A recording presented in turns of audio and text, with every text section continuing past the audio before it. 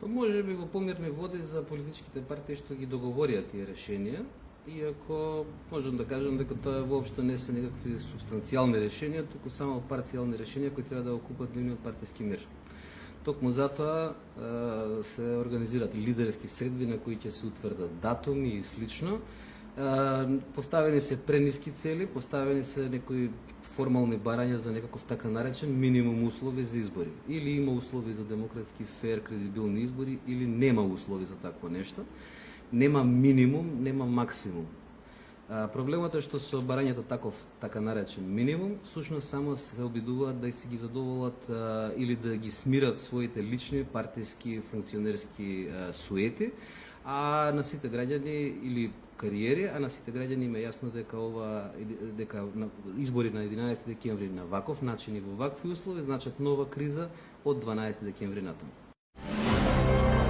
Секогаш сум го застапувал ставот дека е подобро да нема договор отколку да има лош договор. Тоа особено се однесува на Македонија и воопшто на Балканот. Пржинското договарање покажа дека се правеа договори само колку да се направат договори, а не за да се реши некаква состојба. Наспроти тоа, ние инсистиравме на точките на кои што се впрочем ротирани во извештајот на Прибе. Од моментот кога СДСМ го напушти реализирањето на извештајот на Прибе, односно ВМРО, ДПМН и ДУИ умешно се вмешаа тука и понудија свој план кој потоа го забошотија, од тој момент практично се запоставија клучните проблеми. Одвојувањето на државата од партијата, владењето на правото, сето она што требаше еден транзиторен парламент и една транзиторна влада да го направат, а четирите партии здушно заедно се решија да го спречат тој проект. Она што натаму е битно во ваквото решение е дека ние сега ќе имаме избори, па веднаш потоа избори, ако продолжи ваквата динамика, локални.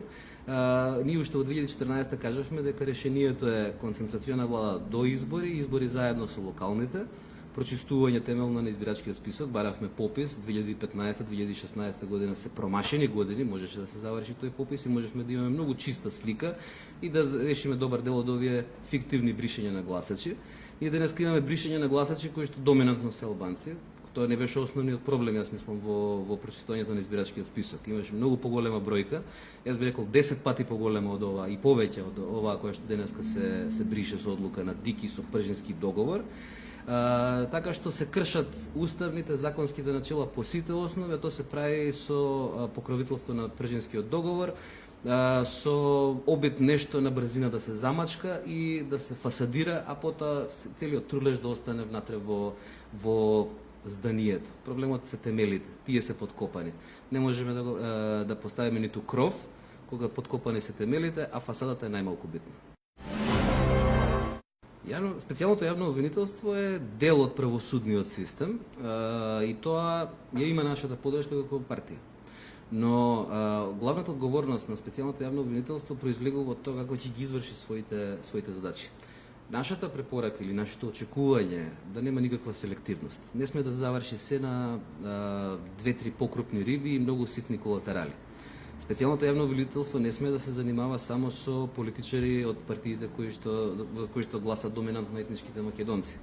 Сите случаи мора да бидат отворени и предмети да бидат отворени, затоа ќе им треба доволно време.